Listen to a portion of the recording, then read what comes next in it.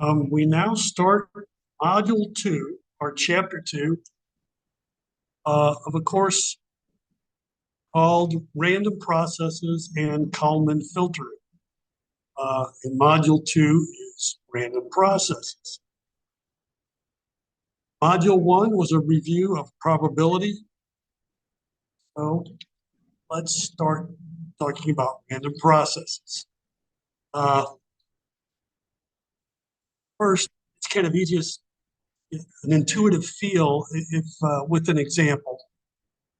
Let's say you have a coin, head or tail, and you assign a value of 1 for a head and -1 for a tail.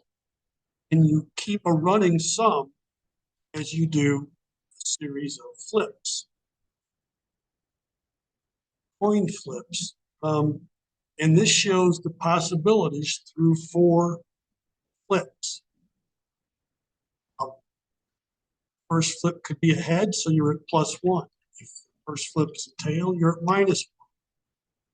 After 2 flips, you could have 2 heads, you'd be at +2. At 2 tails, you'd be at -2. Could have had a head or a tail and a head, you'd be at 0, etc. So this little graph here captures all possibilities through 4 coin flips. Each path through here is a sequence, a random sequence, a random process. And at each flip, or at each flip, you can consider the outcome as a random variable. The random variable here, your possible values are +1 or -1. After 2 flips, the possible values are +2, 0, and -2. Calculate the probabilities of each one if you had a fair coin.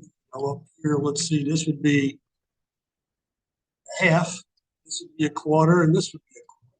Probabilities. So anyway, you get at each time step, or each flip, have a random variable. The whole thing is a random sequence. We call each random variable for each time step like x1 for the random variable after 1 flip, x2 the random variable after 2 flips. So in this case, we have a sequence of 4 random variables.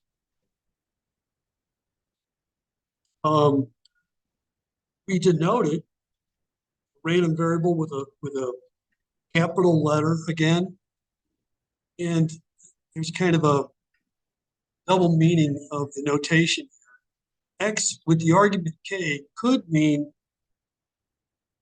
the random variable after flip k. You can also use it and say that just indicates the entire random process. A random process. If we use a little x, a lowercase x, that's for a particular realization. Just like with probability, you had the random variable and then you had the realization of the random variable. Here are a couple of realizations. It's just one possible sequence. That was an example of a discrete process, discrete and finite. It only had discrete values and it had so many steps.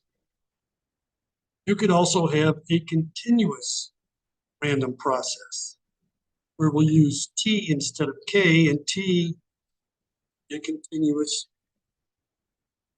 variable or a continuous parameter. This is one realization of such a random process. So this should be a lowercase x. It's not clear.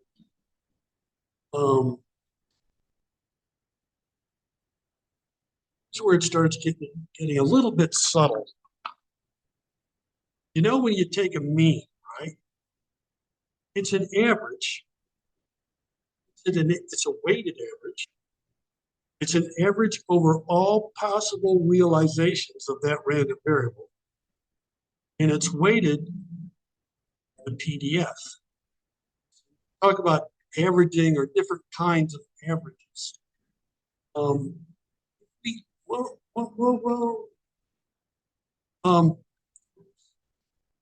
If we average over an actual signal, realization of a signal, and take the average over time, we'll call that time averaging. What we're going to be doing almost all the time is called ensemble averaging, which over all possible realizations, you average over all possible realizations. This is really what we did in probability. And you could pick, you do that for a particular t. So you, each time slice would represent a random variable. You kind of think of a random process two different ways, or it's a function of two different variables. One is a function of time.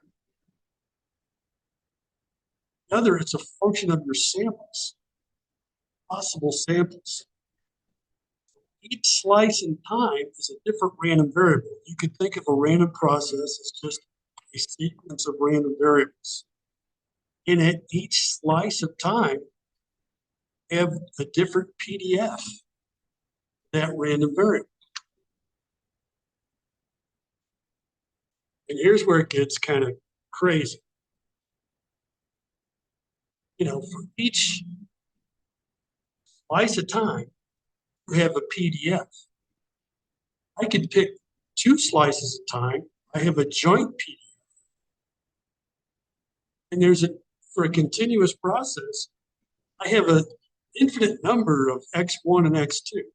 1 and 2 would be at two different slices of time. Then I could do it at three different slices, have joint PDFs over three variables, etc. There's an infinite variety. In fact, there's an infinite number of just single variable PDFs. So it gets kind of wildly out of hand pretty quickly. How do you manage such a thing? And we'll talk about that pretty quickly. Here's something that kind of gets at what you really want to figure out. Take my word for it.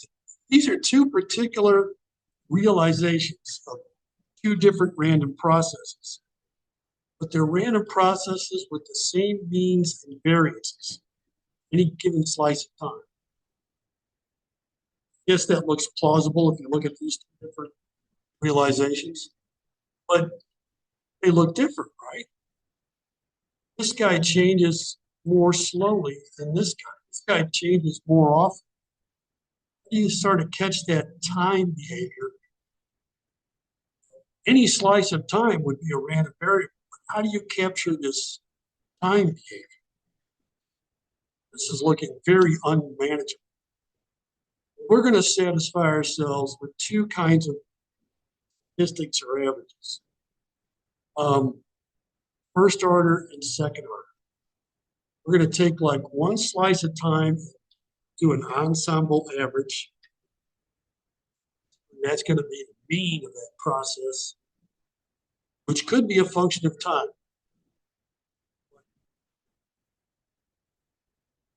Each time slice, we could have a different mean.